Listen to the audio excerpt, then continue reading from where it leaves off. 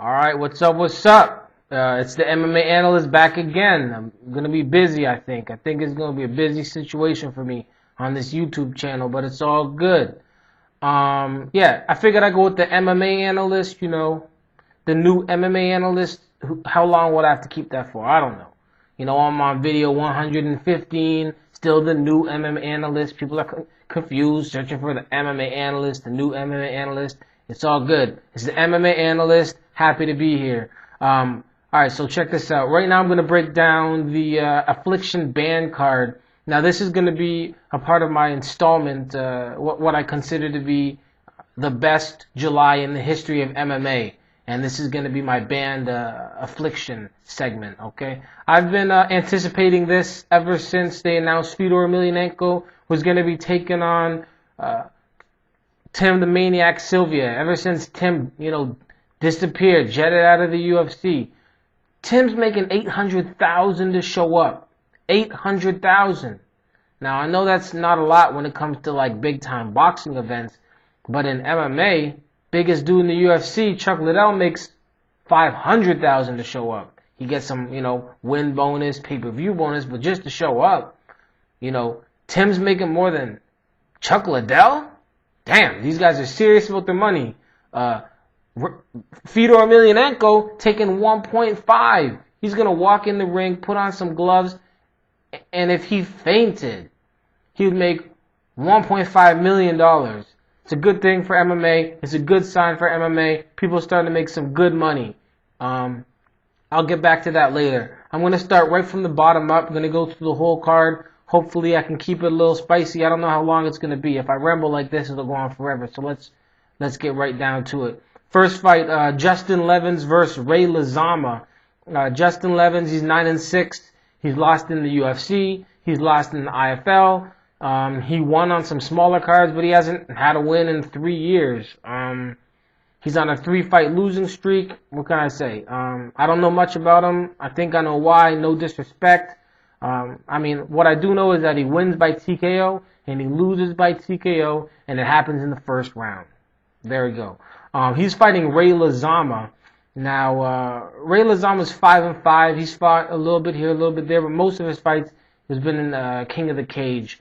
Now, his big win, I would consider the big win based on, who he's fought. He knocked out Fabio Nagao, who is also on this card. He floored him. Now, other than that, I haven't seen anything too special. I really don't know what's going to happen in this fight. I know Justin Levens has faced harder competition, and he's faced more competition.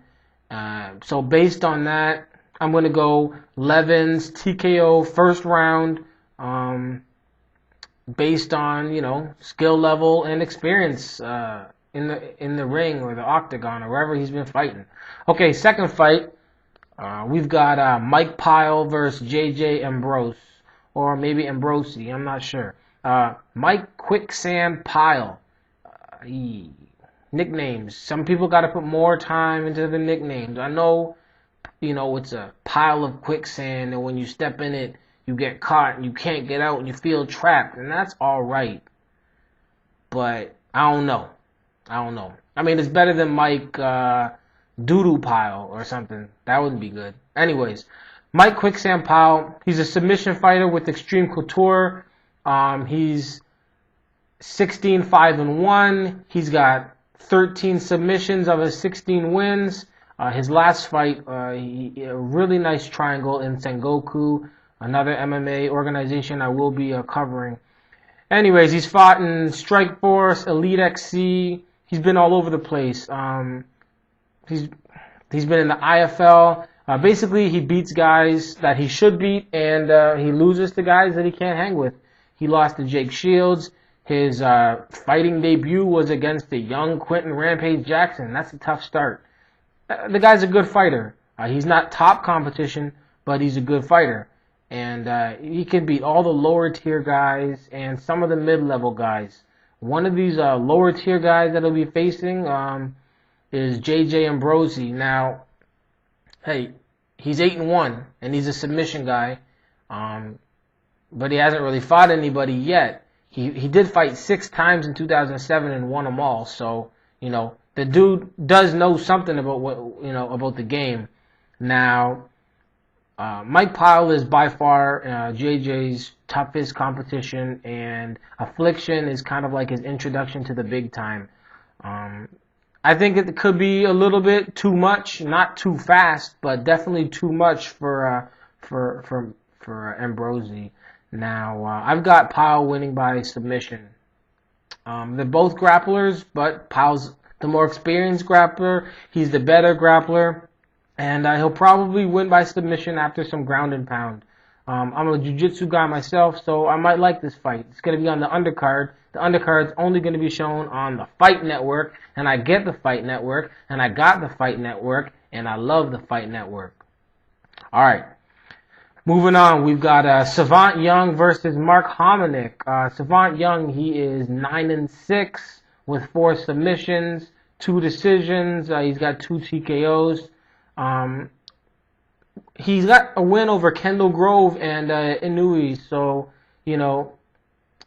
he's lost to some lower level guys, but he's beat some guys that have proven they've proven to be something.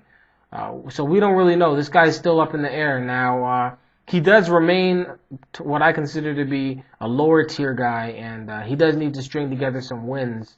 But, his last win is a big win, and if he can go up and beat Mark Hominick, that could definitely be considered a big win. Savant Young's been in the IFL since 2007. He's lost to Alessio. He's lost to Chris Lytle. Remember, put me back in. Put me back in. He's breaking down crying. I'm talking about Gabe Rudiger. Lost to Gabe Rudiger. One of the funniest times in The Ultimate Fighter ever. Laying on it. Put me back in. Put me back in. Nah.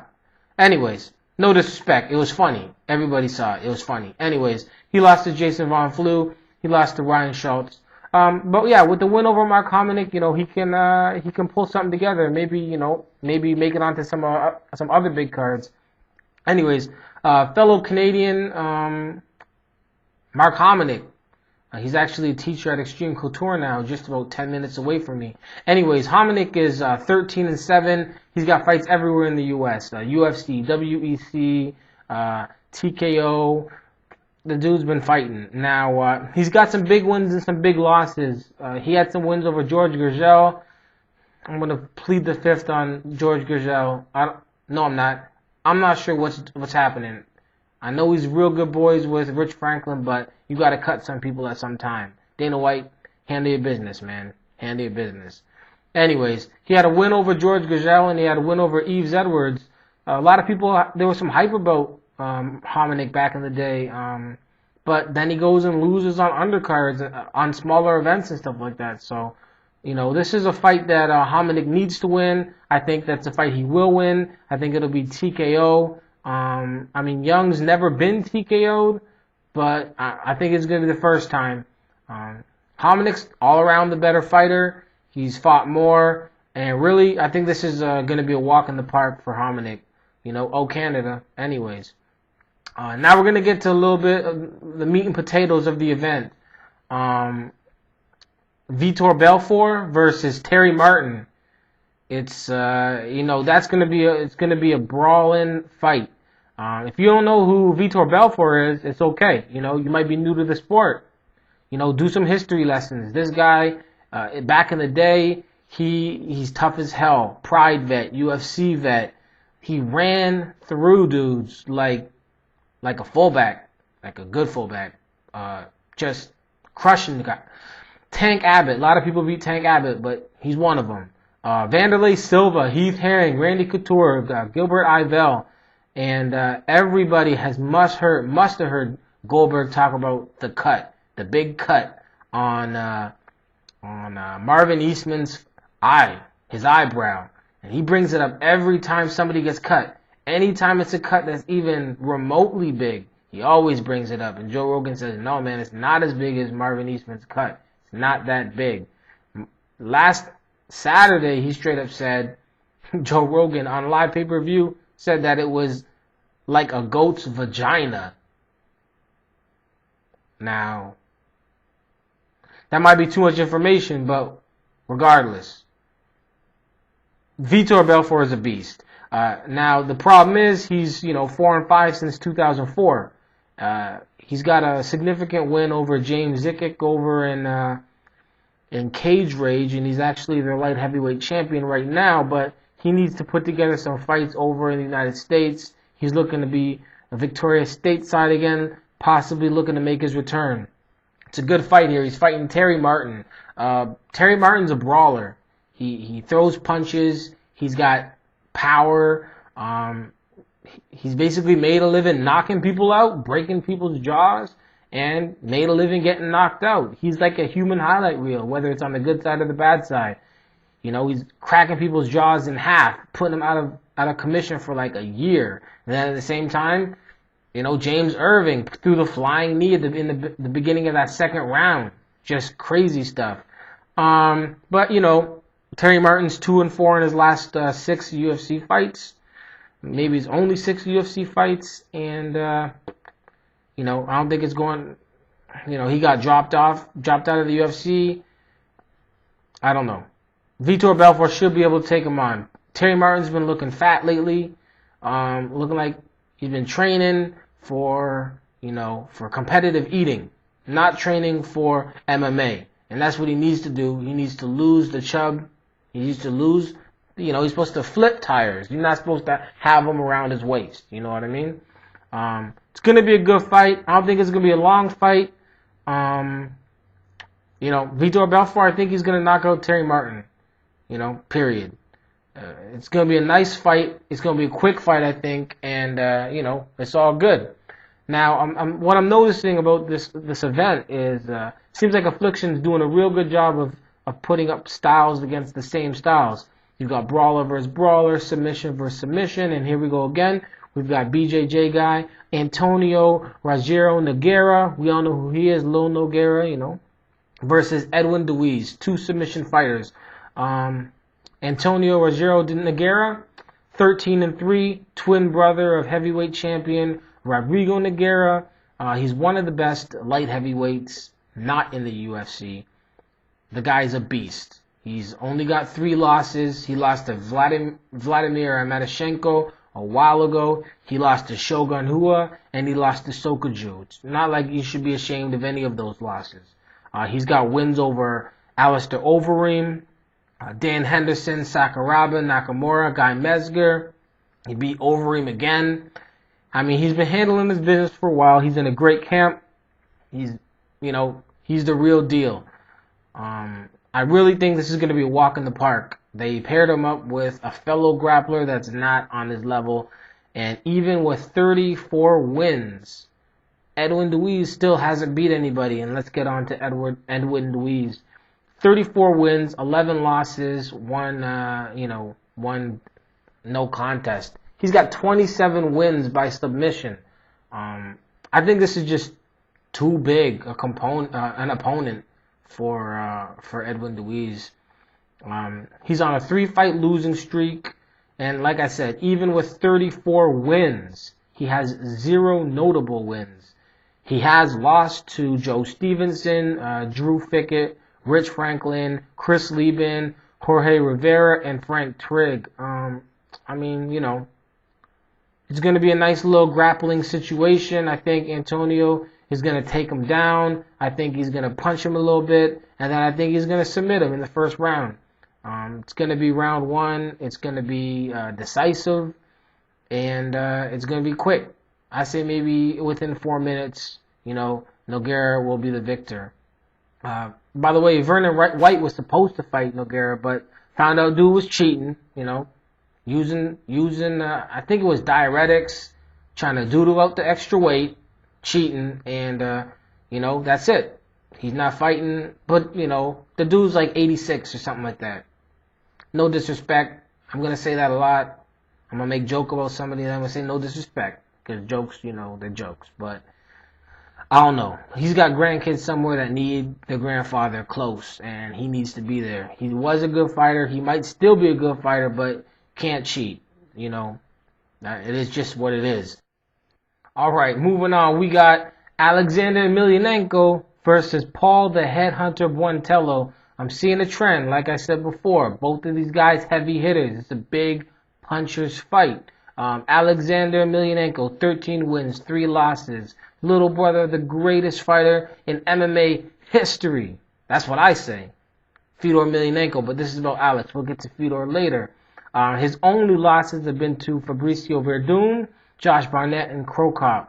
You know what I mean? The dude beats everybody that he should beat. Now, I'm not saying his notable win column is all that amazing or all that impressive. He's got a real nice win over Karatanov, but basically he's just had to beat really tough-looking guys. He had to fight James the Ear Thompson.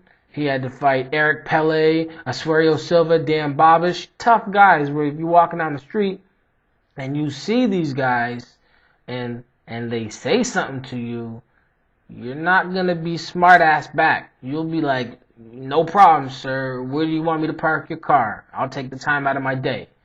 But, you know, they're tough looking. They'll beat me, they'll beat you, but they're not going to beat Alexander, and they didn't. Anyways, he beats people, and this is another opportunity for him to beat somebody that is a tough-looking dude that throws big, and that guy is Paul the Headhunter Buentello. 23 wins, 10 losses, a lot of heads collected over his long career. He's got 16 KOs, victories, and only 2 losses. One of them was to Andrei Arlovsky. Yikes, it was nasty. But this is going to be a big test for both. Buentello hasn't really had any notable wins, really, you know. But he's been knocking people out, just like Alexander Emelianenko. This is a good fight for each of them. If they can beat each other, then this is very, very much something that you can put, you know, who have I beat? I beat this guy. I beat this guy. This is a good fight for both of them. When facing top competition, Buentello has lost to Alistair Overeem. He lost to Arlovsky, like I said before. He lost to Rico Rodriguez and Evan Tanner.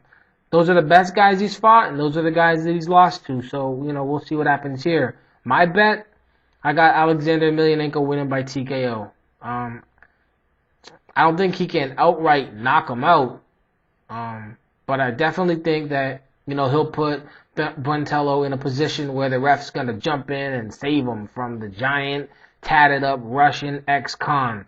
All right, on to the main card. This is the good stuff. This is getting good. We've got Babalu, you know, Renato Babalu Sobral against Paul, what am I talking about? Against Mike Whitehead. All right. Babalu. Love the name. 29 wins, 7 losses. 15 of his wins come by submission. He was booted out of the UFC for choking a dude unconscious long after the taps, just because the guy needed to learn some respect. That's funny. I think he learned it. But, you know, he got booted for it. Regardless, this guy has lots of wins. Many of them worth mentioning. A few, Shogun. He beat Shogun. He beat Jeremy Horn. And he beat a much younger Maurice Smith. Babalu will fight anybody. He's fought Henderson. He's fought the Monster, Randleman. He's fought Chuck Liddell twice. You know, he fought Fedor Emelianenko early in his career. The guy is a tough guy who wants to fight top competition. And, you know, Mike Whitehead here to prove something. He's here to prove that he is top competition. He's 20 wins, 5 losses, and to me, he's one of the biggest question marks in the light heavyweight division. People want to know how good is Mike Whitehead, you know. He's only lost to Tim Sylvia twice early in his career, Brandon Vera and Keith Jardine, but he beats everybody he faces. Since 2004, he's lost only 2 times, and they were to top UFC fighters, and he's 19-2 since 2004, and he's on a 12-fight winning streak and hasn't lost since 2006. You know, Mike Whitehead is serious. And I think this is a really good matchup. It's a tough one to call, but I'm going to have to say Whitehead by decision. Babalu wins by submissions normally. I think he's going to try and play a submission game. I don't think it's going to work. I think it's going to be a split decision for Mike Whitehead. I think it might be even controversial. I don't know, but I think it's going to be close. There's going to be some that say, I think Babalu could have won. There's going to be some that said, I think Whitehead could have won. But I think it's going to be Whitehead by split decision. This is an intriguing match to me because both these guys are looking to make headway in the light heavyweight division. And I got to go Whitehead by split decision. All right, Matt Lindland versus Fabio Nagao. Another great matchup. Many don't know who Nagao is. It's not your fault. He really hasn't fought on any big cards. But this guy is no joke, let me tell you. Jiu-jitsu specialist. He's a ground wizard. We all know Matt Lindland is a top wrestler. He's definitely been around. He's definitely going to take the fight to the ground. Nagao will be waiting for him. And, this is going to be one where one guy's looking for the submission all day, and the other dude's going to be looking, to try and pound the other guy out. I think it's going to be a good fight. Matt Lindland, one of the dudes that many are saying, this guy could beat Anderson Silva. Who knows? I'm not going to disagree. The guy has what it takes to beat a lot of guys. He went the distance, split decision against Rampage Jackson. Fought against in his last fight. It was a loss to Fedor Emelianenko. A lot of guys say he could have won the fight, but they think Fedor grabbed the rope. I think it was, real good sambo skills and whatnot. But that's got nothing to do with this. Matt Lindland is a top guy, UFC title contender. He's beat Almeida, Baroni, Militek, Salveri, Horn, Newton. I mean, he's serious. I want him in the UFC myself. He's got problems with Dana. Dana's got a problem with him. Dana's got a problem with his fighting style. Whatever. He needs to be in the UFC fighting the top guys. He needs to test Anderson Silva. I think Anderson Silva will beat him, but I want to see Lindland in the UFC. But, hey, right now he's at Affliction. He's fighting Fabio Nagao. His only losses at 8-3 have come to Damian Maia, who's a jiu-jitsu king. He's in the UFC right now, submitting people left and right. And Rusumir Polaris. Now, this guy's also in the UFC, and people don't really know a lot about him, but I can tell you right now that this dude ends careers with leg locks. Ends careers. I checked out his fights. He gets hold of your leg, and then he does stuff to it that does not allow you to fight again. This guy's sick. That's how Fabio Nagao lost. He didn't lose his career, but he definitely lost his leg. And he got caught in a leg lock. Now, he also has a loss to my man Lazama. He got knocked out. But other than that, he's been running through dudes. The jiu-jitsu's great. This is going to be a match about jiu-jitsu versus wrestling. I just think that Lindland it has too much experience. He's going to be able to nullify Nagao's jiu-jitsu, and I think he's going to go, fight his way to a unanimous decision. Lindland will get this by unanimous decision. That's my call. All right, here we go. Only 3 left. Josh the baby-faced assassin Barnett versus Pedro Rizzo. Josh Barnett, 22 wins, 5 losses. Former UFC heavyweight champion. He's only lost to 3 people, really. Even though he's got 5 losses, he's only lost to 3 people. He lost to Krokop 3 times. One of them was a freak injury. He lost to Nogueira, the current heavyweight champion. And the heavyweight champion, was he at the time? I don't know if he was the champion at the time in Pride, but the dude's a champ. And who else did he lose to? Nogueira, Krokop. Oh yeah, and he lost to some Jimmy dude back in the day. Nobody. Anyways, his win column is one of the best in MMA for heavyweights. He's got wins over Monson, Yoshida, Hunt, Alexander, Emelianenko, Nakamura. He beat Semi Schilt 2 times. He beat a much younger Severin. And you know what? My bad. He lost to Rizzo. That's who he lost to. Mind blank. He lost to Rizzo, and this is a good time for him to try and get, back one of his old losses. And I think he's going to be able to do it. Barnett's fought top competition all through his career. To be honest, I'd rather see him facing Arlovsky. They're both fighting on the card. But Arlovsky's in a good fight, and I think they'll be able to fight later on. Regardless, Josh Barnett's serious. He's here to fight, and he's here to fight Pedro Rizzo. 16-7. He's on a 2-fight winning streak. Like I said, he's already got a win over Josh Barnett. He's looking to prove really that he's still got what it takes to be a top heavyweight in the world. Rizzo's a knockout artist. He's got wins over Rico Rodriguez, Monson, Arlovsky, Severin, Coleman, Abbott again. And, his notable losses are to Randy Couture twice, Vladimir Medashenko, Sergey Karatanov, Zentov, and Randleman. Basically, Rizzo's always been like a question mark. Like, can he put together enough wins to really be the dude? Is he the fighter that he once was? When he was that fighter, how good really was he? Rizzo wants to show that he's still a top fighter, that he should be mentioned, when you talk about great heavyweights. And this is a good fight for him. If he can beat Josh Barnett, if he can take down the babyface assassin, you're going to hear a lot about Rizzo. A lot. A whole lot. I just don't think it's going to happen. Barnett has improved too much since they fought last. He's good at nearly everything. I think he's going to take this fight to the ground, and I think he's going to win a decision. Now, he's going to go for submissions, but I don't think he's going to get them. I don't think he's going to be able to catch Rizzo. Rizzo's still strong, and he's defended against submissions his entire life, and he's never been submitted, and I don't think that he's going to get submitted, but I think he's going to lose in a pretty clear decision to Josh Barnett. All right, Andrei Arlovsky versus Ben Rothwell. Big Ben Rothwell. Now, here's the thing about Andrei Arlovsky.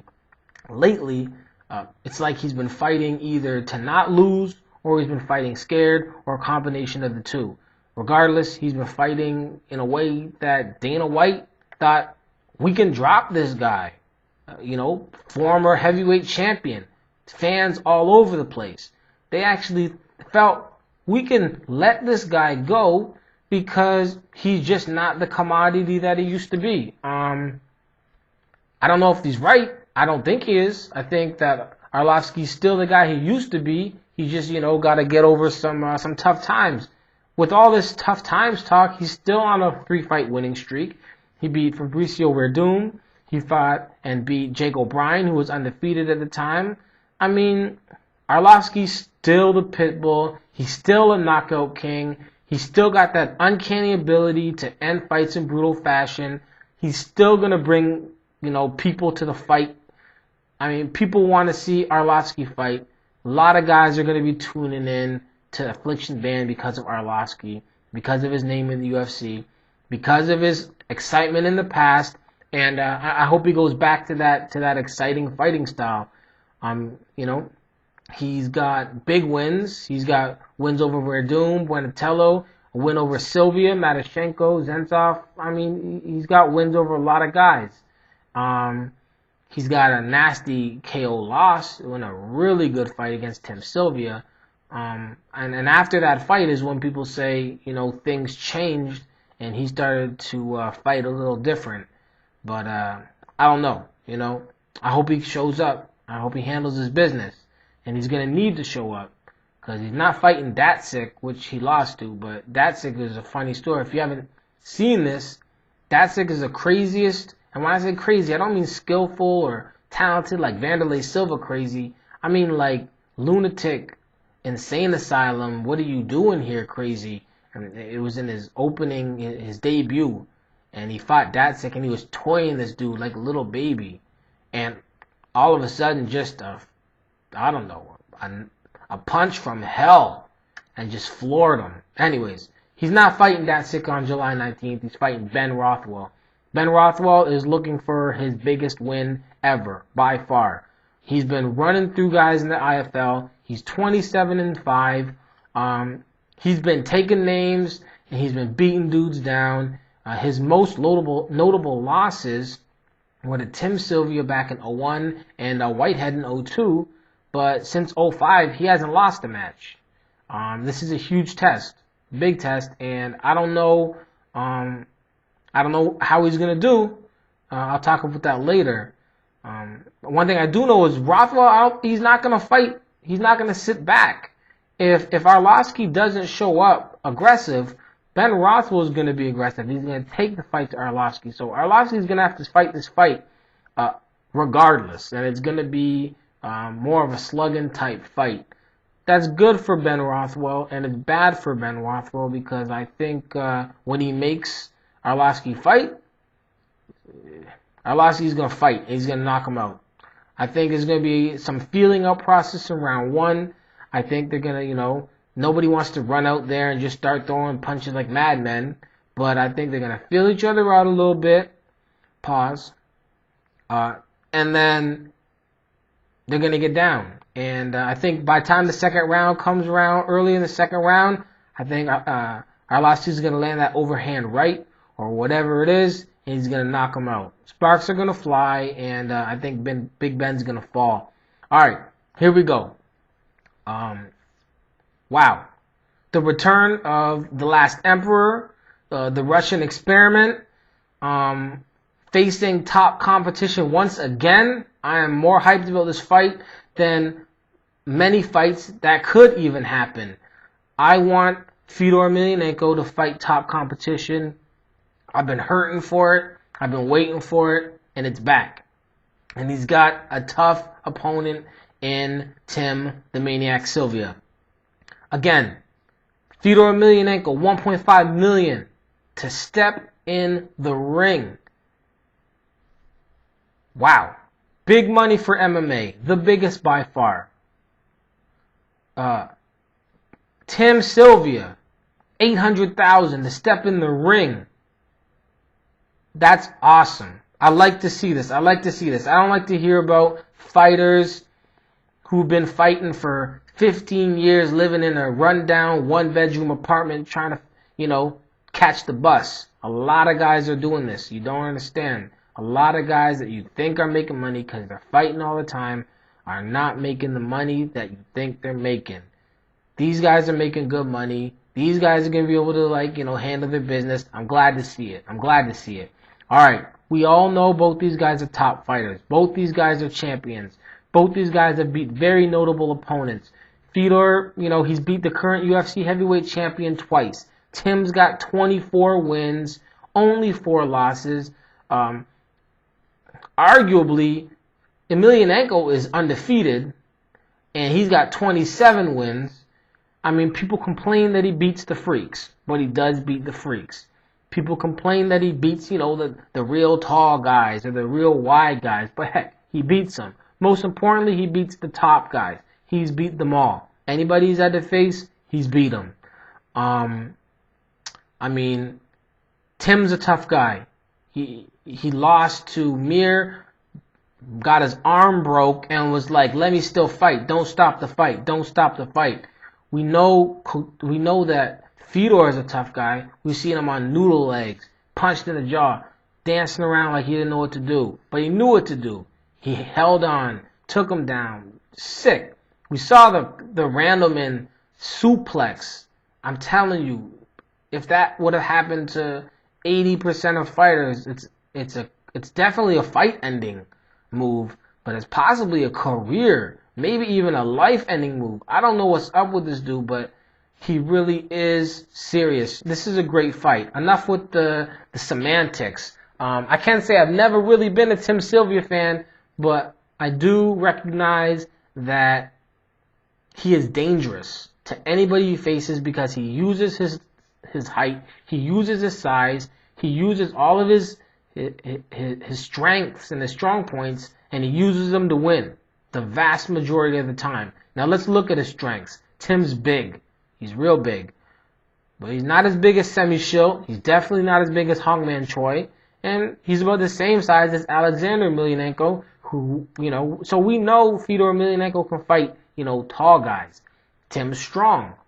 Is he any more stronger than Randleman? Is he going to pick up Fedor and throw him across the ring? I don't think so. Is he any stronger than Coleman? I don't know. Is he any stronger than Hunt or Krokop? I don't know. Fedor took care of those guys. Tim's heavy. It's hard to move. But so is Goodrich. So is Zulu. Now, he might not be a fighter, but that's a big dude. If you put Zuluzinho up against a lot of guys, just because of how big he is, people will be like, what am I supposed to do with this big-ass dude? Krokop dispatched of him in like 30 seconds. You know what I mean? Here's a difference, though. Tim Sylvia is all of the things I mentioned in like the best form. He's big, he's strong, but like he's all of them together. Whereas the other guys, Hong Lan Choi is big, but how strong is he? And Semi Schultz big, but Semi Schultz a kickboxer, and he's a champion kickboxer. But this is MMA.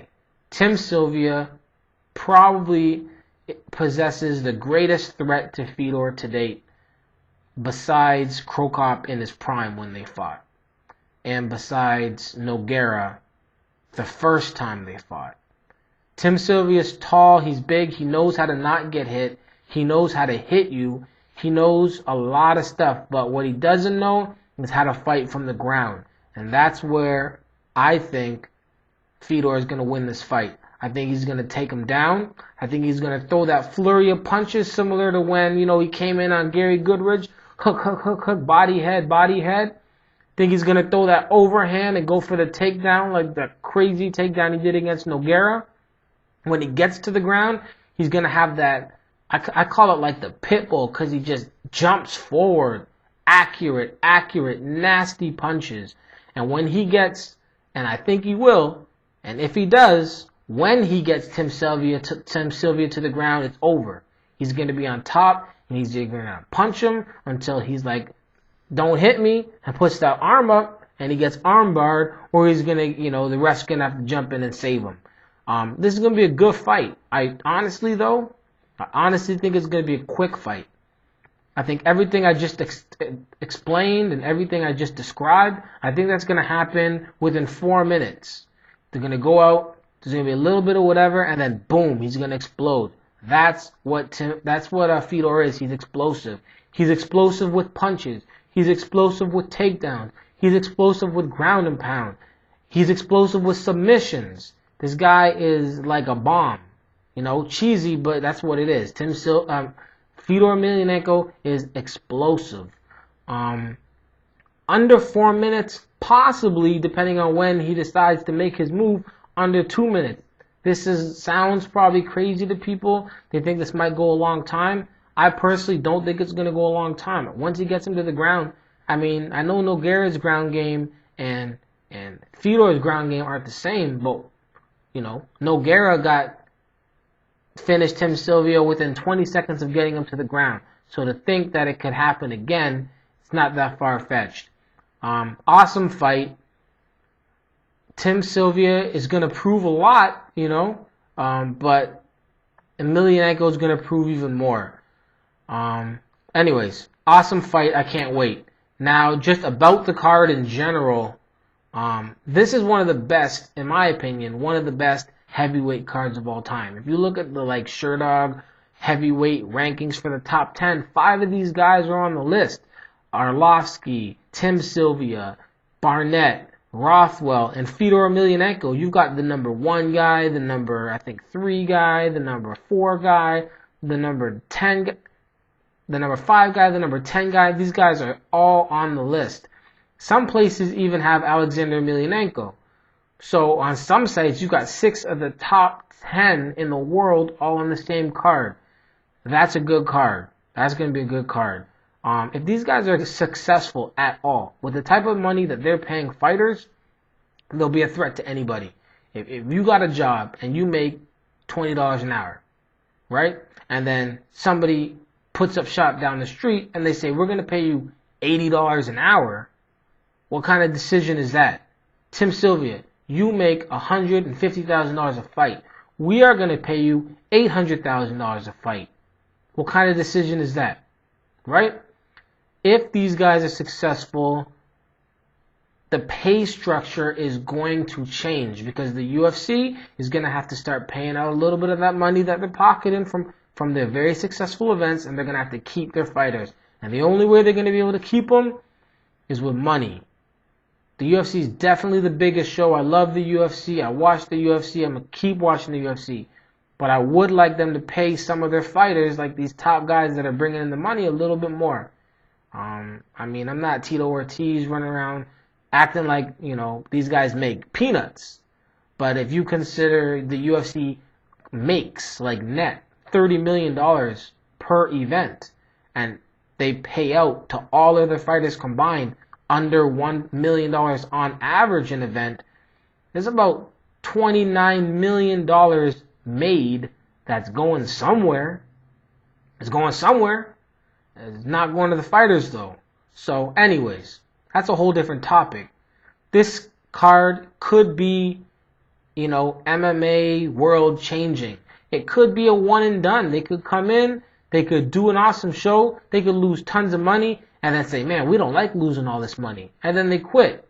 Okay, that's too bad, but I'm happy that I got to see some fights that I would have never got to see before. UFC was not going to put together Tim Sylvia versus Fedor Emelianenko. Wasn't going to happen. These guys did it. If these guys have another event, they're going to put together Randy Couture, Fedor Emelianenko. I want to see that fight. I really want to see that fight. I really, really want to see that fight. Who do I think will win? We'll talk about that later. But I think you already know based on, how much I praised Emelianenko. Anyways, awesome card, awesome night of fights. I'll be there, not at the actual arena, too bad, but I'll be watching the fights. I'll be watching the undercards on the Fight Network. I'm going to have my boys over, trying to introduce some new people to some fighters that they don't really know about. And I think this is going to be an awesome card. All right. Now, within 24 hours, you're going to also have the Dream 5 card. I'm going to get that up by tomorrow. And then I'm also going to get up the Sylvia versus Irving UFC card. Not because it's on the same caliber as these two fights or these two cards, but because the UFC is the biggest one. And when they put on a card, we got to let people know what's going on. I hope y'all enjoyed. I hope, I don't know what you guys are doing with this information. It was fun. I'll be at it again. And remember, MMA is important. It's important. Peace.